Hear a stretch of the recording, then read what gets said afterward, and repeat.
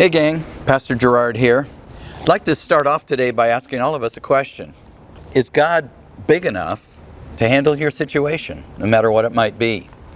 You know, in Matthew chapter 14, we find the real familiar story of Jesus feeding the 5,000. Plus women and children, who knows how many there actually were, but it was a massive crowd and they had a great need. They were all hungry.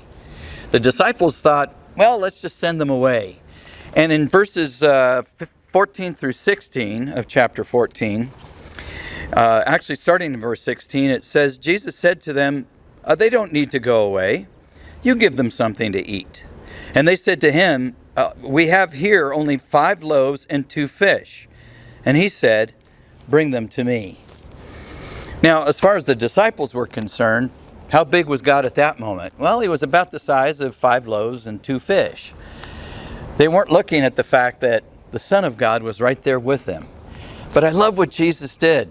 He didn't say to his disciples, you guys, you just don't get it. All right, just stand aside. I got miracles to do. Rather, he said, bring them to me. What little the disciples had to offer, Jesus used and simply multiplied. So I think it's a great lesson for us. If we have circumstances in our lives, situations that overwhelm us like the disciples were, the best thing for us to do is take what little we have, bring it to Jesus, and let him just multiply those things in our lives. So how big is our God? Well, it's kind of impossible to actually figure out, isn't it?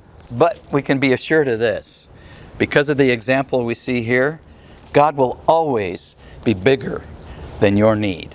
God bless you guys.